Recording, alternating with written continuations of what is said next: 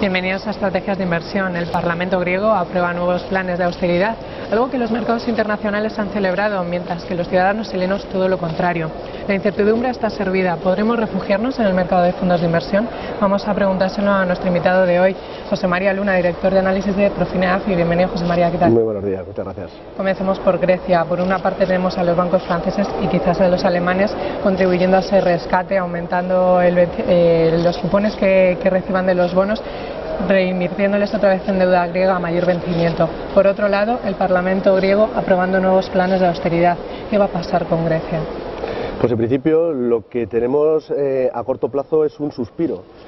Sí. Un suspiro tanto para los inversores como también para los analistas y personas que nos dedicamos a los mercados financieros, porque la verdad es que ha sido una aprobación in extremis y también no contando con todo el consenso del Parlamento, pero al menos el ruido que teníamos durante las últimas semanas y que esto creaba mucha volatilidad, en principio, bueno, pues el mercado sí lo ha aplaudido y evidentemente lo que permite es un desbloqueo de aquellas ayudas por parte de la Unión Económica Monetaria y por parte del Fondo Monetario Internacional. Claro, el problema es mucho más de fondo, más de largo plazo. Podemos resolver el problema de corto plazo y evidentemente que Grecia evite la quiebra de ese corto plazo. Intentar pasar un verano lo más tranquilo posible en ese sentido por los problemas presupuestarios, en este caso de Grecia. Ahora bien, ¿qué puede ocurrir en el futuro? Evidentemente, a partir del día 3 de julio, yo creo que en este caso las autoridades monetarias y políticas de la Unión Monetaria intentarán, creemos nosotros, encontrar una solución final, no solo para Grecia, sino para todos aquellos países intervenidos o susceptibles en un futuro de ser intervenidos, porque evidentemente lo que no podemos es estar agotando continuamente y estar en manos de los políticos cada mes o cada vez que tenemos vencimientos o intentar rescatar problemas de liquidez o de solvencia todos los meses y creando esta inestabilidad y estas continuas subidas y bajadas en los mercados financieros, no apto lógicamente para cardíacos. Por lo tanto, creo que deben de sentar unas bases de solución a largo plazo y al menos a corto plazo sí se ha conseguido evitar la quiebra que hubiera hecho muchísimo daño no solo a los mercados financieros, sino sobre todo a la credibilidad de la propia Unión Europea. Y ahora vamos a mirar a otro periférico que también preocupa, Italia. ¿Qué va a pasar con él? Italia es un país que también en las últimas semanas está justo en el ojo del huracán y hemos visto como la prima de riesgo ha aumentado como ha ocurrido en el caso español. Evidentemente cada país tiene sus propios problemas. Italia tiene una serie de problemas políticos, también tiene una serie de problemas sin duda alguna con sus bancos. Hemos visto cómo las agencias de rating podían estar revisando la calificación crediticia de las propias entidades financieras. En definitiva, Italia quizás tiene un problema de ingresos. Ingresos como la inmensa mayoría de países, no solo de la Unión Europea, sino también en el caso de Estados Unidos. Quizás estas medidas adoptadas para Grecia, y sobre todo si se pone encima de la mesa un plan que solucione el problema a largo plazo, posiblemente lo que veamos es una relajación de las primas de riesgo, sin duda alguna de Italia, porque si Grecia ya no lo ha hecho pasar mal, España podría tumbar a la Unión Europea, pero es que sin Italia la Unión Económica Monetaria no podría salir adelante, con lo cual es un problema mucho más grave, mucho más importante y ya se están planteando una serie de medidas como aplicar unas tasas para los movimientos de capitales, es decir, intentar buscar fuentes de ingresos para intentar ajustar los presupuestos de países que en estos momentos pues tienen problemas presupuestarios y sobre todo intentar retomar la senda del crecimiento económico. Italia es un país que puede retomar ese senda de crecimiento económico porque sobre todo tiene un sector industrial muy importante y en ese sentido es un país con claras diferencias frente a un Portugal, una Irlanda o un Grecia.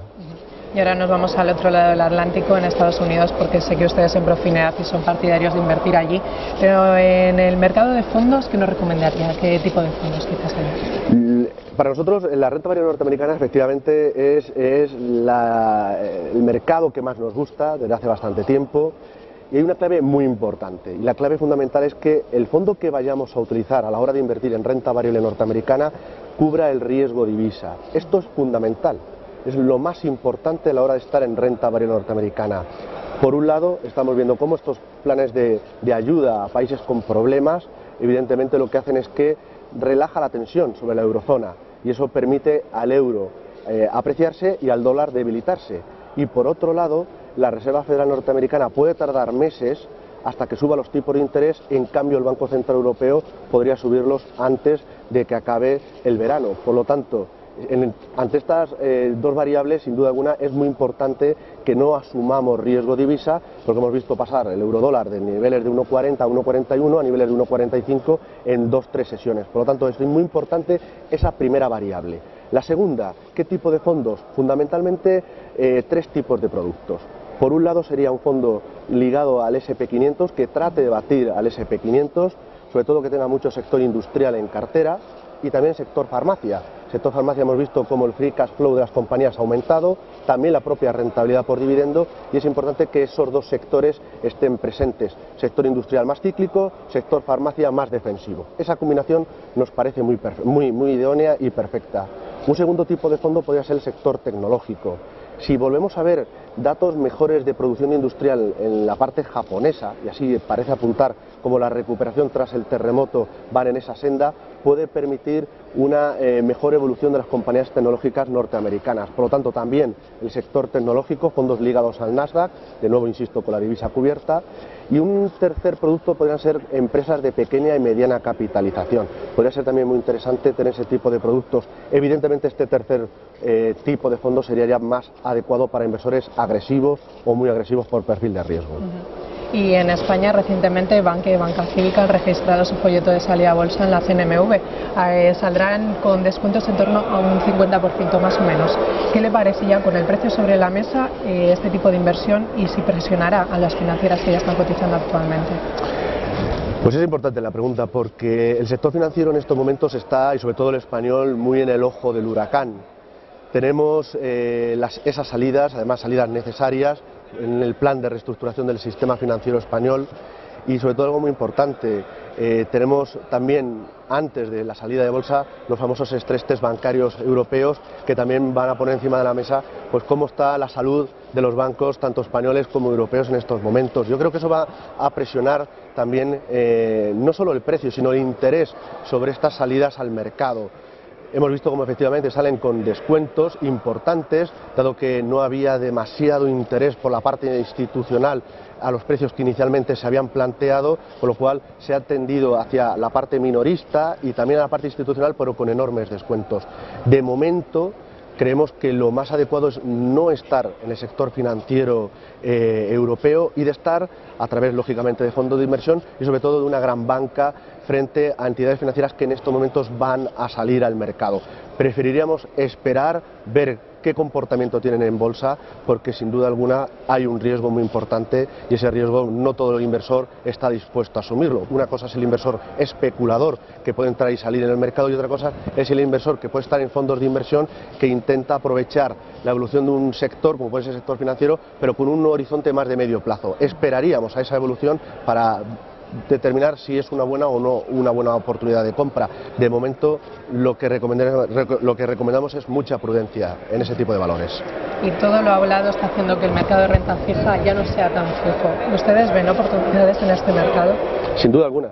Sin duda alguna, efectivamente la renta fija no es tan fija, se mueve, los precios lo estamos viendo, hay fondos de renta fija, muchos fondos de renta fija en estos momentos con rentabilidades negativas y sí hay oportunidades. Seguimos viendo oportunidades en la renta fija corporativa, la corporativa de calidad media, también algo en el high yield.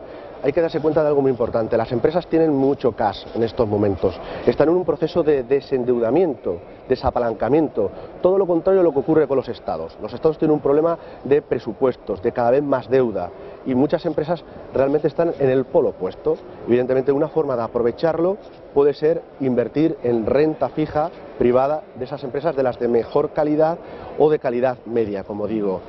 Muy importante, ¿qué tipo de fondo deberíamos de utilizar? Renta fija de muy largo plazo, renta fija de más corto plazo. La renta fija de muy largo plazo de momento descartada, porque evidentemente si los tipos de interés tuvieran de nuevo repunte, los tipos de interés sobre todo de mercado, los fondos de renta fija de largo plazo van a sufrir. Lo han hecho en la primera parte de este año, sobre todo los primeros meses, y podrían volver a dar rentabilidades negativas. Por lo tanto, ese tipo de productos no recomendados. En cambio, los productos de renta fija de corto, medio plazo, es decir, entre 1 y 3 años, sí podrían ser interesantes. Y esto es muy importante porque si el entorno macroeconómico apunta a un crecimiento moderado de la economía tanto europea como norteamericana, lo que va a suponer es una ausencia de presiones importantes inflacionistas. Por lo tanto, los tipos de interés pueden repuntar, pero no excesivamente. Por lo tanto, ahí sí podemos encontrar todavía bastante interés, y junto con la deuda corporativa podría estar también la renta fija emergente. La renta fija emergente, vemos como muchos de los países emergentes están haciendo su labor de control no solo presupuestario, sino también de control de inflación. Ha subido tipo de interés, han aumentado coeficientes de caja, hay oportunidades en la renta fija emergente en determinadas zonas del mundo y se puede aprovechar a través de este tipo de productos. Nuestra recomendación sí es clara en cuanto a este tipo de fondos. Utilizaremos fondos también de duraciones medias, no más allá de 3-4 años, y también que cubran riesgo de divisa frente al euro. Esto también es muy importante. Por supuesto, igual que la deuda corporativa de esa calidad media o calidad media alta podría estar en cartera de perfiles desde conservador hasta un perfil agresivo, en el caso de la deuda emergente solo sería apto para inversores agresivos y muy agresivos por perfil de riesgos. Y ya para terminar, ¿qué recomendación daría para pasar esta temporada estival? Bueno, pues nosotros llevamos tiempo recomendando tener las velas desplegadas en la renta variable. Y evidentemente el acuerdo en Grecia ha resultado un alivio también para esa recomendación, porque evidentemente tener un peso, una posición neutral en bolsa, y cuando digo neutral me refiero a porcentajes que pueden ir desde el 20% para un inversor conservador, 50-60% para un inversor equilibrado y un 80% para un inversor agresivo. Evidentemente con las caídas de bolsa esos inversores han estado sufriendo, pero apostábamos porque la solución griega era quizás algo más controlable, algo que podría al final llegar, con lo cual evidentemente esta solución ha supuesto una subida de los índices y en estos momentos estos inversores están recogiendo ahora mismo el beneficio de contar los frutos de tener esa posición en renta variable. La recomendación, si no se estropea el crecimiento económico a nivel mundial, si no se estropea el crecimiento sobre todo en Estados Unidos, nuestra recomendación en renta variable sigue siendo la misma: tener posiciones en bolsa dentro de la posición neutral por perfil de riesgo. Mercados. De nuevo, la renta variable norteamericana. En el lado europeo fijémonos mucho en Alemania y Francia. España solo para inversores más agresivos, como posición más especulativa y no más allá de un 10% del total de la cartera. Renta variable emergente de momento no, pero sí que lo estamos mirando con mucho detalle y podría ser un candidato a incorporarse después del verano. Insisto mucho en la idea porque ahí ya llevan un trabajo realizado en cuanto al control de la inflación. Y luego, para el resto de la cartera, sobre todo utilizar fondos de deuda corporativa, como decíamos hace un momento, fondos de retorno absoluto y sin duda alguna también mixtos flexibles, productos que puedan tener en cartera o que oscile el porcentaje de bolsa en cartera entre un 0 y 50%, que sea el equipo de gestión de los mismos el que tenga más o menos riesgo. También una lección que podemos aprender los inversores después de tanta volatilidad vivida a lo largo de este año y con tantos cisnes negros. Si alguien realmente lo ha pasado mal a lo largo de estos meses y quiere estar tranquilo en los meses de julio y agosto, aproveche las subidas de bolsa y tenga un porcentaje de fondos de riesgo adecuado a su capacidad de dormir por las noches.